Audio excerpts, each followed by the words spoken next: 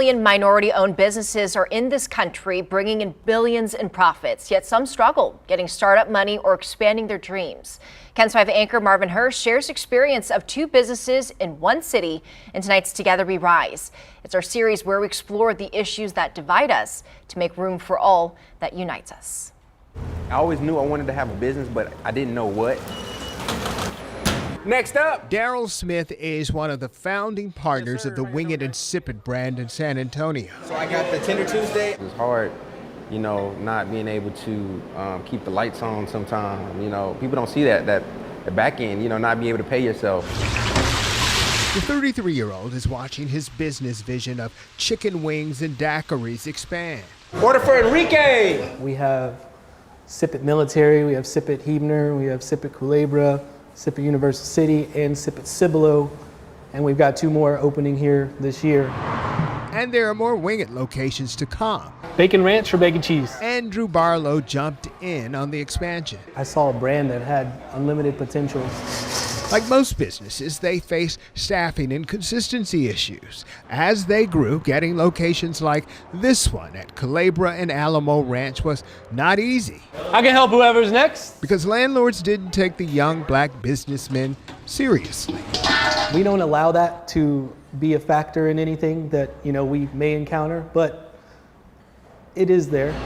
They have capital now, but in the beginning, I don't think the funding was available.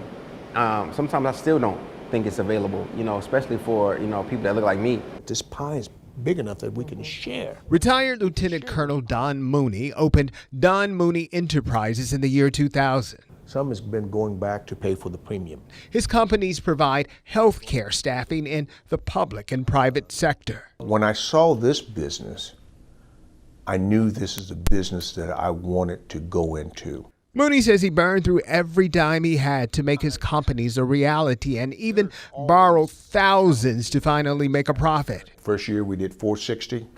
Second year we did 660.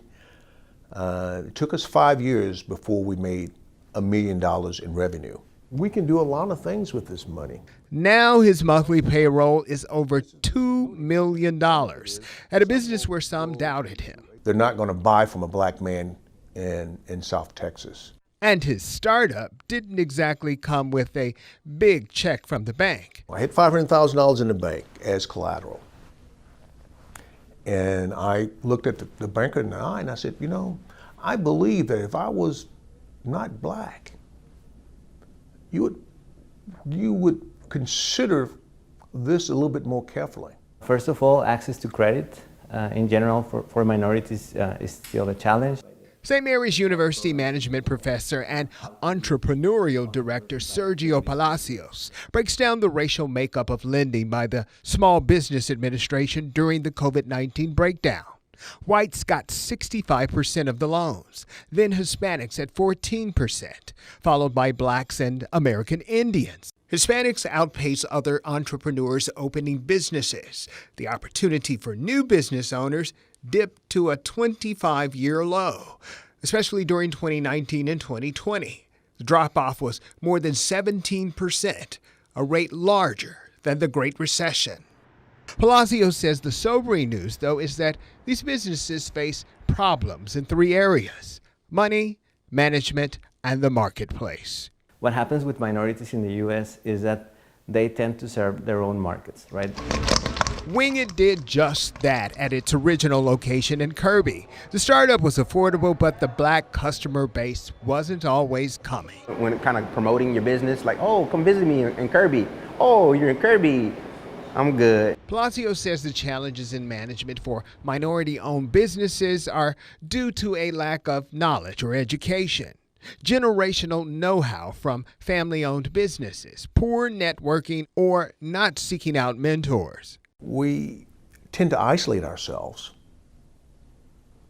and not see what other businesses are doing, seeing what the market is doing. Then there's the issue of capital. You don't have to have cash to start a business. What do you mean you don't have to have money to open a business? And the traditional view of entrepreneurship is that you put a lot of money and then you take a ton of risk, and that's not necessarily true. He says modern entrepreneurs are taking their idea to their network, getting feedback and support, and coming up with a sketched out prototype. Then maybe getting a business partner and making a small financial investment. You can make money without investing money, for instance, doing pre-sales, right? Mooney believes a business owner has another thing to decide. You have to make a decision whether or not you want to build a business of value or you want to build a lifestyle business.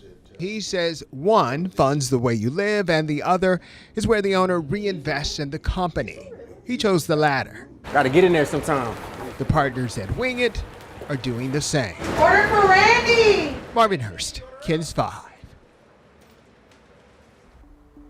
If you want to learn about how to become an entrepreneur with no money, St. Mary's is offering a free workshop in April. We've put the link to pre-register in this story on KENS5.com.